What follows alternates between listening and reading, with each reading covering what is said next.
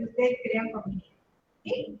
Bien, vamos a saludar entonces y dar la bienvenida al ingeniero Ángel Manero Campos, ingeniero agroindustrial con maestría en administración de negocios, ha sido gerente de operaciones de Sanchay Export, director del Banco Agropecuario, director de promoción de negocios de Sierra Exportadora, director nacional agrícola del MINAGRI y actual consultor senior en desarrollo productivo y negocios agrarios. ¿Cómo está, ingeniero Ángel Manero? Bienvenido a nuestro webinar. A nombre de CEDIR los saludamos. ¿Cómo están? Bien, Juliana, gracias a ustedes, gracias a CEDIR por la oportunidad de hablar sobre este tema muy importante para el desarrollo agropecuario del Perú, que es el financiamiento, que tiene connotaciones laterales, ¿no? Varias, que vamos a explicar más adelante, y al final vamos a comprender la importancia de este tema. Yo quisiera empezar hablando... Sí. Sí, adelante, por favor. Yo quisiera empezar hablando de precios, porque es un tema coyuntural y que va relacionado también al financiamiento, como veremos más adelante. A ver. Ustedes saben que los precios internacionales de los commodities, que son estos productos como el maíz, el trigo, el aceite, ¿no? Estuvieron en una tendencia alcista de precios, ¿no? Vamos a ver cómo están los precios estas semanas o estos días, ¿no? Estos precios internacionales por lo general tienen tres variables acerca de cómo impactan al consumidor nacional. Lo primero es la cotización internacional que se da por lo general en bolsa, la Bolsa de Productos de Chicago, y estos precios de referencia en bolsa varían con varias variables, pero hay dos centrales, que son las cosechas, es decir, las expectativas de cosecha que vamos a tener. Si la cosecha va a ser muy alta, obviamente los precios a futuro de estos productos tienden a la baja, y si las cosechas se castigan o tienden a la baja, los precios tienden a subir. Y por lo general también se vinculan al precio del petróleo, del crudo, ¿no? Por lo general, ¿no? Aunque algunos productos a veces tienen un comportamiento diferente al precio internacional de petróleo, pero por lo general sube el petróleo, suben los precios de los commodities también. Y ya llegando al Perú, estos productos que llegan del extranjero, en el Perú se ven afectados por el tipo de cambio. O sea, en la medida que el dólar sube, los precios para el consumidor local van a ir subiendo también. Por eso también es un tema de preocupación. Y lo otro que no es despreciable, porque también es un buen componente de cuando los precios suben o cuando los precios bajan, son las expectativas.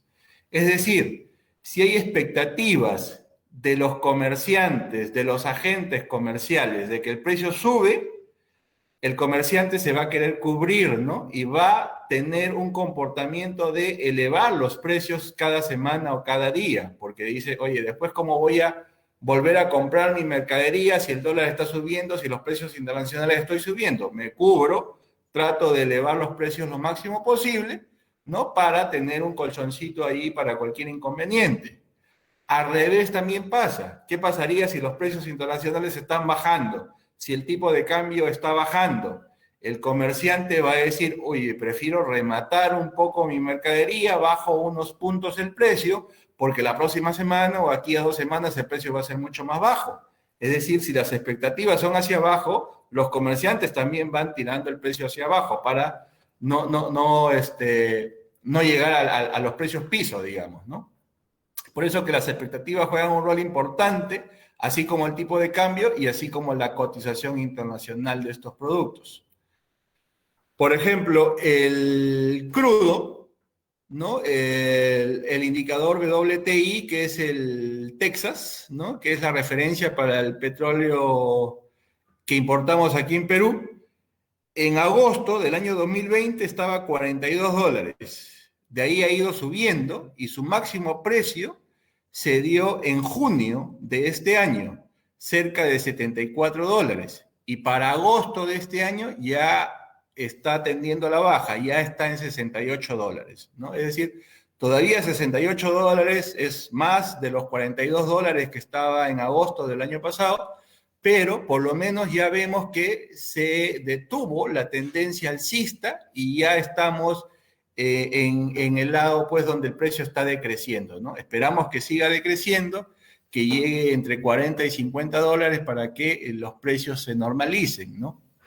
Pero lo importante es decir que esta tendencia de alza del petróleo ya se detuvo e inclusive ya hay una tendencia a la baja. El maíz, ¿no? El maíz, este cuadro refleja los precios desde agosto del año pasado a agosto de este año, es decir, el último año de precios. Hemos visto que ha ido incrementando hasta mayo, que llegó al pico, ¿no? Casi los 300 dólares por tonelada, pero desde mayo ya ha ido bajando, ¿no? Y hay una tendencia, como ven, a la baja. Lo importante es que la tendencia alcista ya se detuvo y la tendencia ya está a la baja. Puede ser que se mantenga ahí, pero ya vemos una tendencia a no subir, ¿no? Que es lo importante.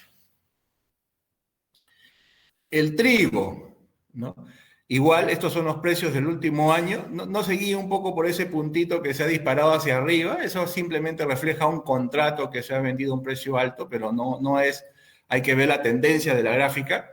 Y en el trigo, el mayor precio se vio en junio, y ya después de junio hemos visto que ligeramente una tendencia a la baja, pero últimamente ha subido el precio en las últimas semanas, aunque ya parece que está bajando nuevamente, ¿no? Pero lo importante es que esa tendencia alcista ya se detuvo, ¿no? Esperamos que siga bajando en las siguientes semanas. El aceite de soya, ¿no? Estos son los precios del último año, igual. El máximo precio se obtuvo en junio, ¿no? Y de ahí ha ido bajando, aunque comportamiento todavía de subir y bajar, pero ya no estamos por debajo del pico que tuvimos en junio, ¿no? Y la tendencia también es a disminuir. La torta de soya, que es importante para el alimento del ganado, ¿no? Tuvo su máximo precio en abril, de ahí en junio, digamos, casi repitió ese precio, pero también vemos una tendencia a bajar, ¿no? Esto es importante, porque tenemos que informar al mercado acerca de que los precios de los commodities, de estos alimentos que importamos, ya han detenido esa tendencia alcista, que ya se ve una tendencia a disminuir en sus cotizaciones internacionales, y esto es importante para trabajar el tema de las expectativas, que los comerciantes no crean que va a seguir subiendo el precio de los alimentos, ¿no? Un momentito, por favor.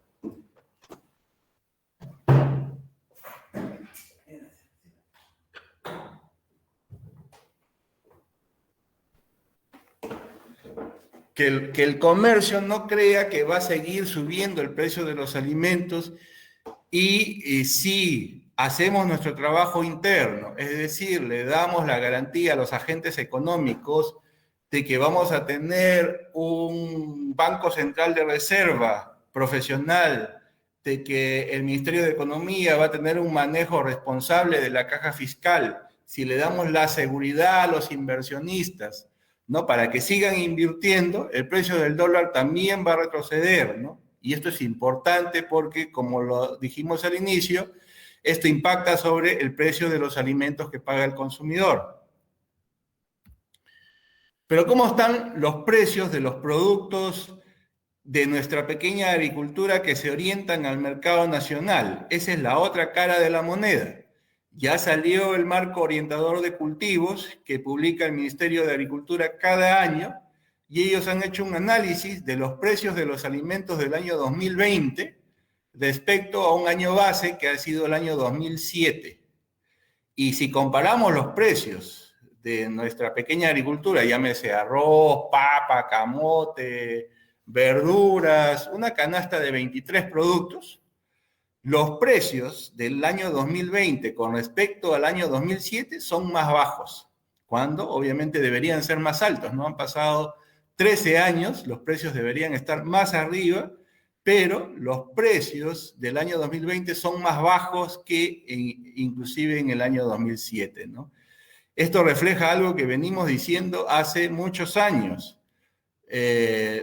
Cada año la tendencia es aumentar las áreas de los productos de la pequeña agricultura porque se está ampliando la frontera agrícola bajo riego y esto hace que lleguen más alimentos a los mercados y esto hace que sigan bajando los precios, ¿no? Ya este es un reporte oficial del Ministerio de Agricultura. Ya vemos constantemente precios a la baja en los productos que producen nuestros agricultores, ¿no? Porque ustedes saben que la agricultura, la pequeña agricultura, la agricultura familiar, básicamente se orienta al mercado local.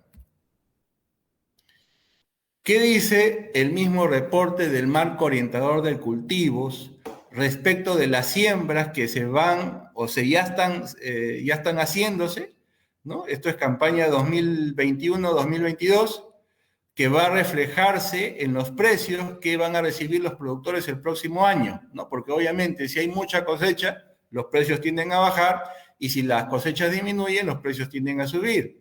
Pero lo que nos dice el Marco Orientador de Cultivos es que en esta campaña que ya inició y se está sembrando 6%, casi 7% más que el promedio de los últimos 5 años. Es decir, seguimos sembrando más áreas, incrementando más áreas de productos que se orientan al mercado nacional y esto preocupa un poco porque los precios van a seguir siendo castigados. La última columna es el semáforo y en rojo están casi todos los productos porque en todos esos productos las áreas están incrementándose, entonces hay una expectativa de que los precios sigan disminuyendo, ¿no?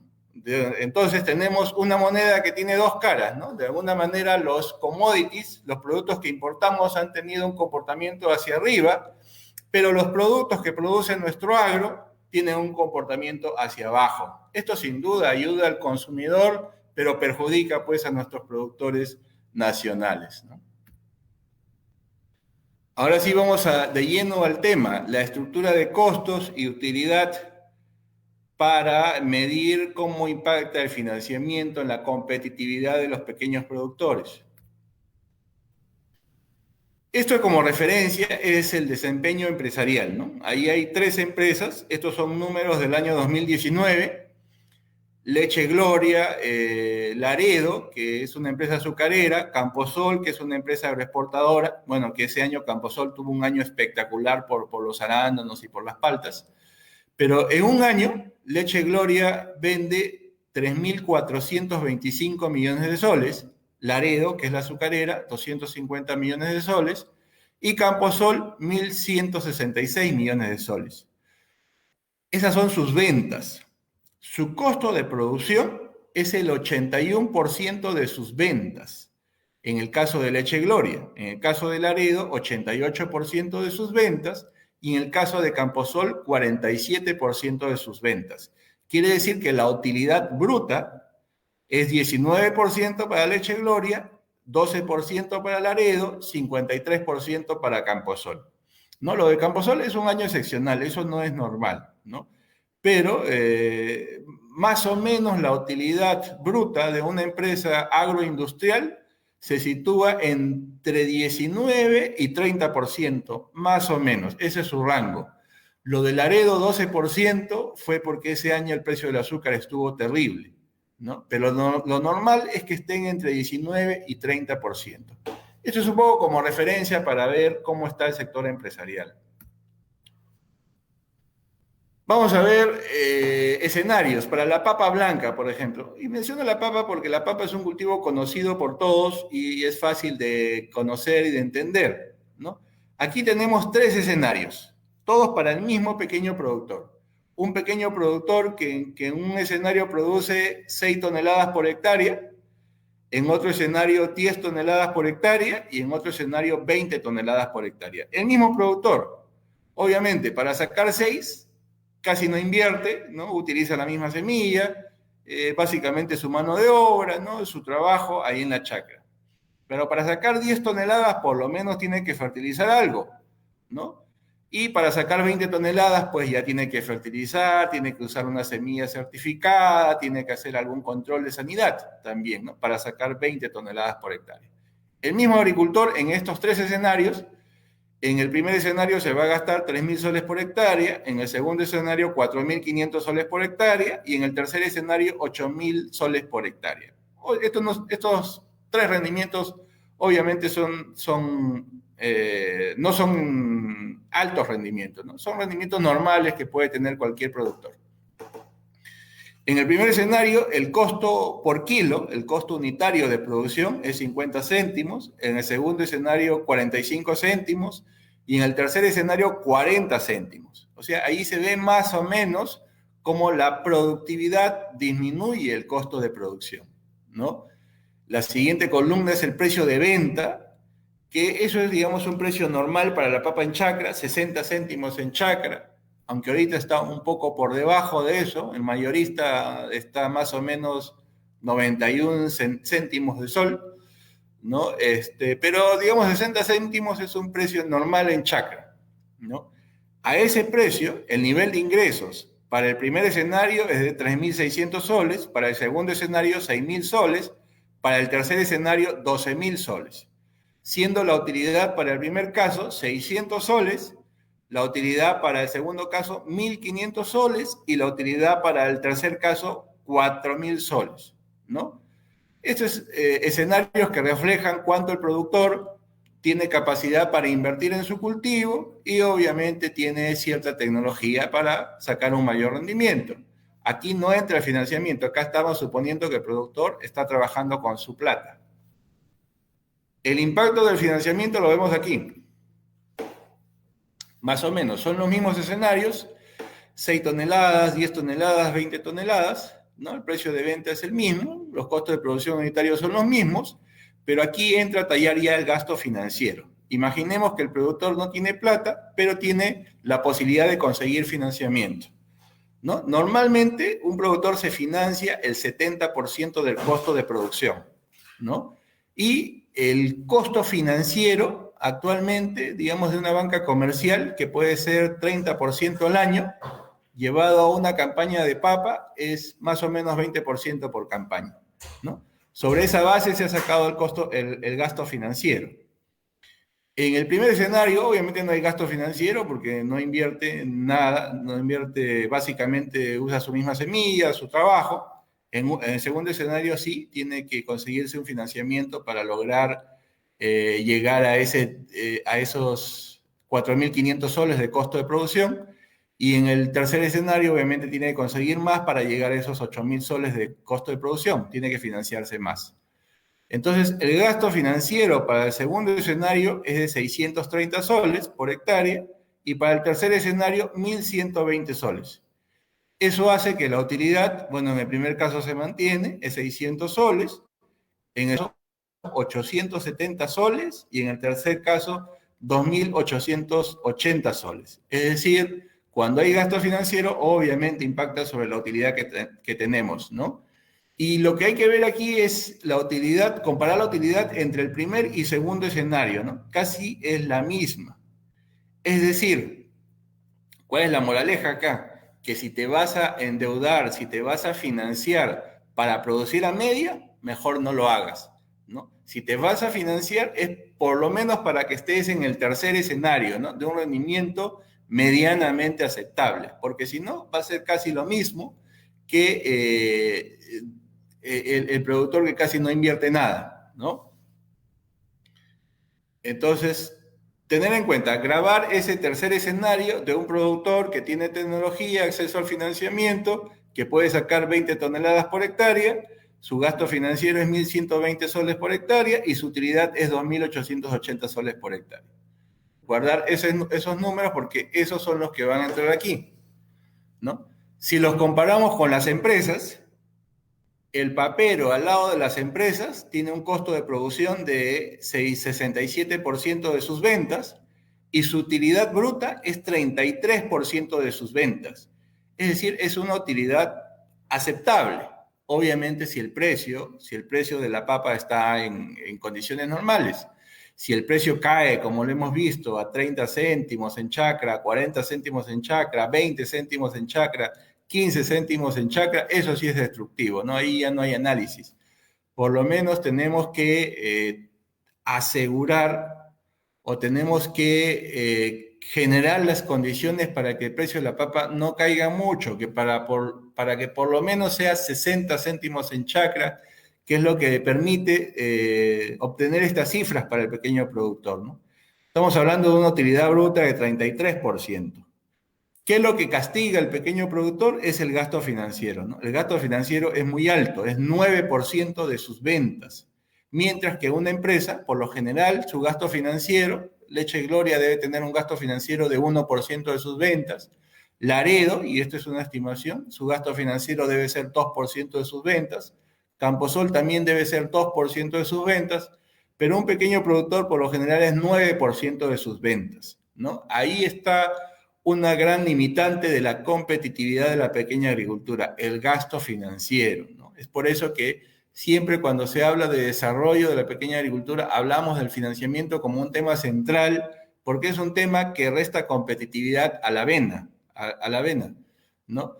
Y obviamente la otra variable son los precios, ¿no? Aquí estamos hablando del precio de papa aceptable, pero si los precios caen también eso ya es imposible de superar, ¿no?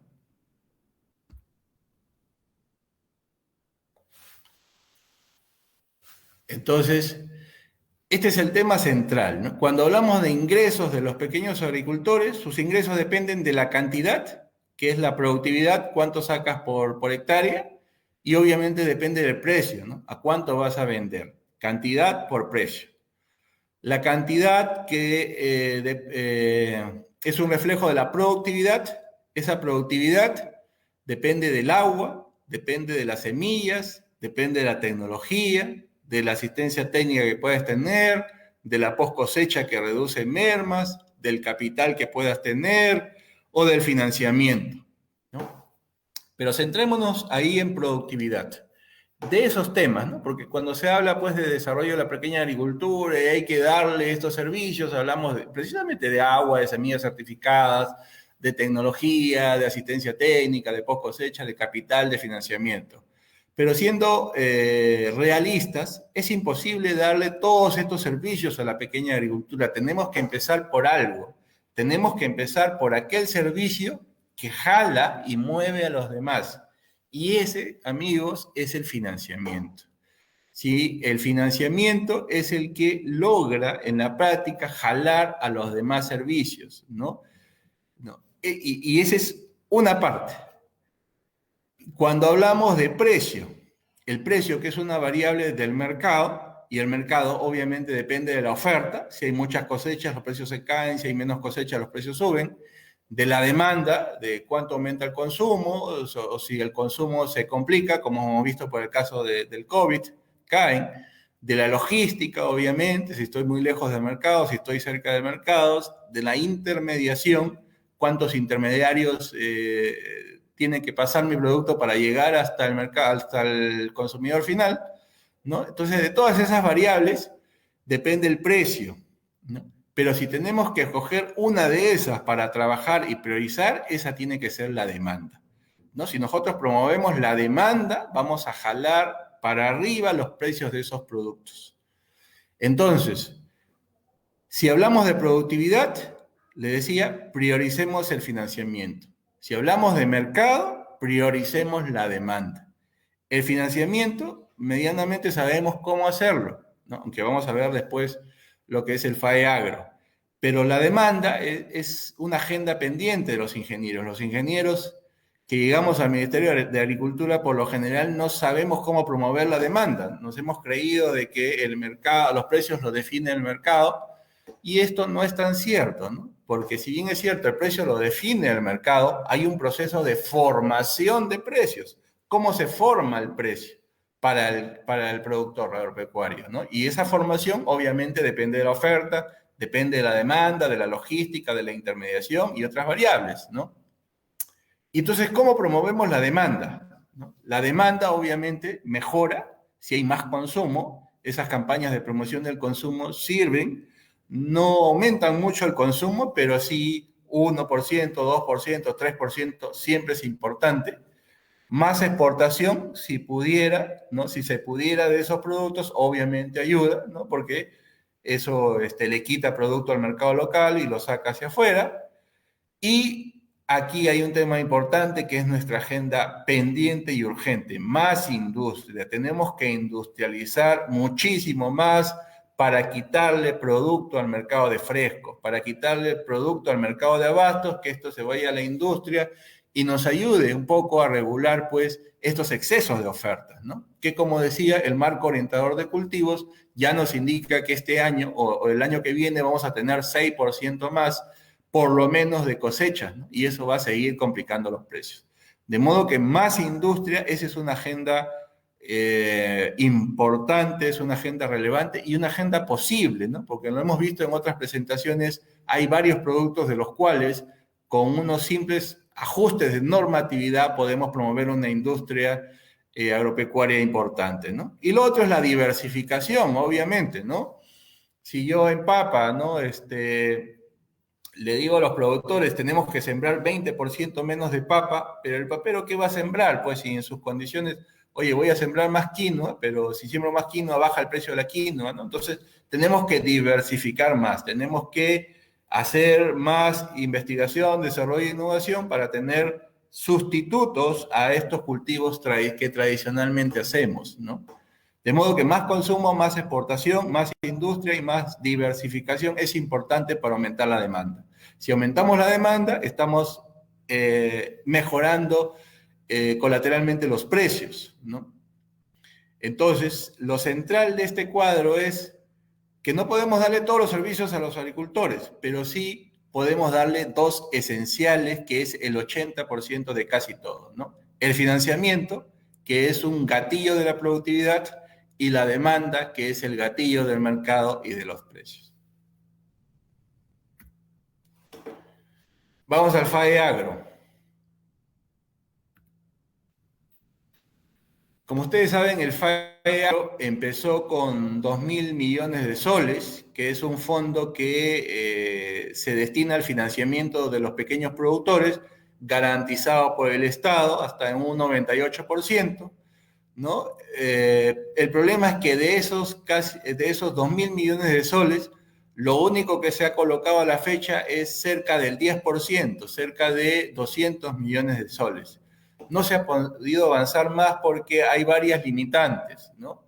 Lo primero es que se ha querido copiar el esquema, o medianamente el esquema de Reactiva Perú, que es un esquema hecho para empresas grandes, ¿no? Se ha querido copiar para diseñar un producto financiero para los pequeños productores, y ahí hay un problema de origen, ¿no? Y el otro problema es los incentivos, ¿no? Las cajas rurales, las microfinancieras no tienen mucho incentivo para promover el FAE agro, ¿no? Porque si ellos cobran 30 o 40% normalmente al pequeño productor, y viene el FAE agro y puede darle créditos a 12 o 15%, ellos lo ven como una competencia un poco desleal, ¿no? Porque son fondos del Estado, afecta a su negocio, y también hay que decir que la solidez de la financiera de estas cajas rurales, de estas microfinancieras, no está muy golpeada después del COVID, ¿no? O sea, no tenemos cajas rurales, no tenemos microfinancieras sólidas como para ver en ellas un vehículo grande para el FAE agro, ¿no? Además que, como decía, lo ven como una competencia, ¿no? Una competencia desleal porque son de alguna manera recursos del Estado, ¿no? Entonces, es necesario hacer algunos ajustes mediante decretos de urgencia, ¿no? Y aquí quisiera hablarle al ministro de Economía, ¿no? Porque hay que hacer un nuevo marco normativo, en mi opinión, para que el FAE agrario funcione y se dinamice. Lo primero, hay que sacar un decreto de urgencia, ¿no? Porque hay que cambiar leyes acá. Hay que focalizar el FAE agro en agrobanco, es decir, agrobanco, especializarlo en el FAE agro, que sea el único que dé esta línea de financiamiento. ¿Ya? Hay varios motivos para eso. ¿no? Pero el motivo principal es porque el FAEAG, el agrobanco, de alguna manera depende del Estado y nosotros podemos ponerle metas al banco, metas de colocaciones, ¿no? Hay que exonerar al banco de ratio colocaciones patrimonio, porque todo banco puede prestar más o menos 5 o 6 veces su patrimonio. Y el Banco Agropecuario, su patrimonio se ha ido reduciendo con estas pérdidas que ha obtenido en los últimos años. El patrimonio del banco debe ser cerca de ahora de 200 millones de soles, nomás. Es decir, si solo puede colocar 5 o 6 veces su patrimonio, estamos hablando de que podría colocar 1.000 millones o 1.200 millones de soles. Y el FAE agrario nació con 2.000 millones de soles, pero según el último mensaje presidencial, se le va a sumar 3.000 millones de soles. Es decir, va a tener 5.000 millones de soles y Agrobanco, en el mejor de los casos, podría colocar 1.200 millones de soles, ¿no? Entonces, como este es un producto financiero garantizado por el Estado, no había problemas en exonerar al banco de este ratio colocaciones patrimonio, ¿no? Para que pueda al final colocar esos 5.000 millones de soles. Y también, ¿no? Como son créditos prácticamente garantizados por el Estado, Agrobanco fácilmente podría conseguir esos recursos. Podría conseguirlos del BCR, de la banca comercial, del mercado de capitales, de cualquier lugar. Entonces hay que darle al banco esa potestad de conseguir este financiamiento, ¿no? No necesita recurrir al fondeo de COFIDE o al fondeo del MEF, ¿no?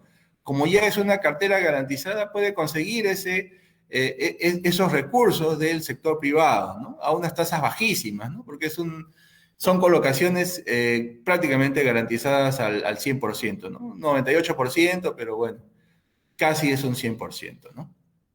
Y lo otro que sugiero en el último punto que dice tasa 1 es aprovechar todo esto para simplificarle la vida al productor, ¿no? Uno mismo a veces no entiende, ¿no? Tasa efectiva, la tasa, estas tasas donde te ponen todos los gastos y no recuerdo cómo la llaman, ¿no? Por ejemplo, ¿no? La tasa efectiva de 15% al año, si yo saco mi crédito para 6 meses, no es la mitad, no es 7.5%, ¿no? Sino hay que hacer un cálculo para saber cuánto es el pago de interés que puede haber, ¿no? ¿Por qué no, en el marco de que el productor agropecuario es un cliente, digamos, diferente al de la banca comercial convencional, ¿por qué no le sacamos un producto financiero con interés simple, ¿no? Yo digo 1% mensual, el agricultor sabe que si se demora 3 meses paga 3%, si se demora 5 meses paga 5%, si se demora 8 meses pagará 8%, ¿no? Algo simple, simple de entender y simple de calcular, ¿no? Ya internamente el banco hará, pues, sus cálculos financieros, ¿no? Conforme al costo del capital, ¿no? Pero hacia el productor tenemos que simplificarle las cosas, ¿no? Por eso se plantea esta tasa 1, ¿no? 1% mensual calculado bajo el método de interés simple, ¿no? De modo que el FAE agrario necesita varios ajustes. En realidad sería estupendo que le podamos destinar 5.000 millones de soles a los pequeños productores, ¿no? Obviamente esto debe ser más o menos el 50% de lo que necesita, pero ya es importantísimo. Y si podemos darle con esta flexibilidad, con este bajo costo de interés, ahí estaremos apoyando a la competitividad de este pequeño productor, ¿no? Eso es importantísimo, como hemos visto, ¿no? Estaríamos cerrando la brecha entre el gasto financiero de una gran empresa y de un pequeño productor y estaríamos ayudándolo a ser más competitivo. En realidad, esto es una especie de subsidio indirecto, pero es necesario. No necesitamos cambiar la Constitución para esto, ¿no? El artículo 88 de la Constitución dice que el sector agro es el sector preferente de la economía del Perú, es decir, marco legal tenemos para ese decreto de urgencia, ¿no? De modo que solo se necesita voluntad, ¿no? Lo que planteo es reestructurar completamente el agrario, no pegarlo a lo que fue reactiva, sino hacer una cosa novedosa. Es algo que se puede hacer en una semana encargarlo y especializarlo a Agrobanco completamente y quitarle esos límites de controles, porque Agrobanco no va a tener mucho riesgo, porque al final es una cartera garantizada por el Estado, ¿no? Agrobanco puede conseguir esos recursos de la banca privada, ¿no? Un poco para incentivar también a la banca privada, y lo va a conseguir a un bajo costo, y aprovechar esto para simplificarle las cosas al agricultor y plantearle estos temas, por ejemplo, de un cálculo del interés de manera más simple, ¿no? Este es un tema de financistas, pero es importante tocarlo, ¿no? Entonces, básicamente eso es lo que les quería presentar, ¿no? Es lo central a la avena, ¿no? Lo importante que es el financiamiento, cómo el pequeño agricultor sí puede ser competitivo, ¿no? Olvidémonos de ese tema de que la pequeña agricultura no es competitiva. El pequeño productor sí puede ser competitivo, y esa competitividad la podemos asegurar, como decía yo, en gran parte con dos cosas fundamentales. La primera es, y hay que empezar por ahí, es el mercado, ¿no? La demanda, ¿no? Y ahí si podemos ayudar en promover el consumo, si podemos ayudar en que exporten cada año más, si podemos ayudar en la industrialización, si podemos ayudar en la diversificación, que son elementos de una economía de mercado. Aquí no estamos hablando de una economía estatista, sino elementos de una economía de mercado. Más consumo, más industria, más diversificación, ¿no? Más exportación, son elementos de una economía de mercado. Si podemos hacer eso, estaríamos ayudando muchísimo a los productores. Eso es la mitad.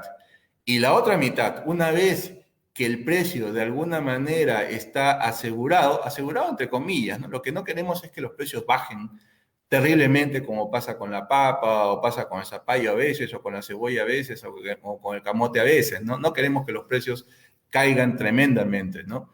O sea, no se trata de que aquí queremos un control de precios, ¿no? Sino que evitar con mecanismos del propio mercado, evitar que estos precios caigan y golpeen precisamente a la población más pobre del Perú, ¿no? Porque la población más pobre del Perú, que es el sector socioeconómico E, ¿no? Son los que ganan menos de 1.200 soles al mes, ¿no? Las familias que tienen un ingreso menor a 1.200 soles al mes, y esos son casi todos los pequeños productores del país. O sea, los pequeños productores del país están en el segmento socioeconómico más pobre de la economía del Perú, ¿no?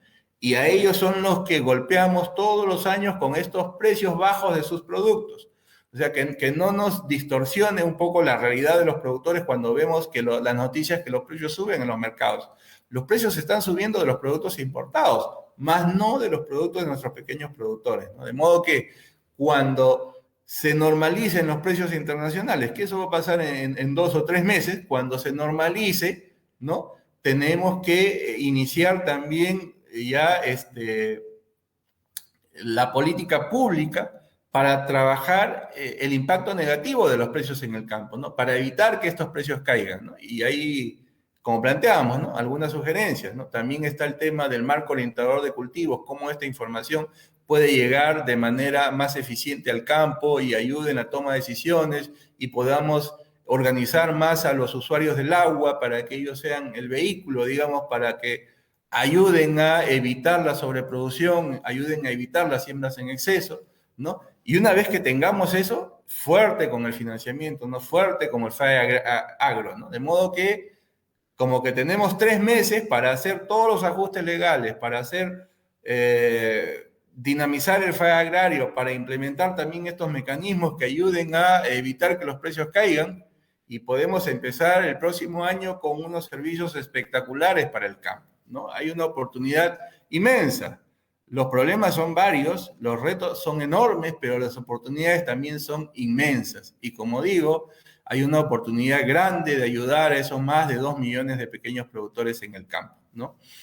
De modo que básicamente eso, creo que podemos enriquecer más la presentación con las preguntas, y nuevamente agradecer a CEDIR por la oportunidad de poder llegar a todos ustedes. Muchas gracias.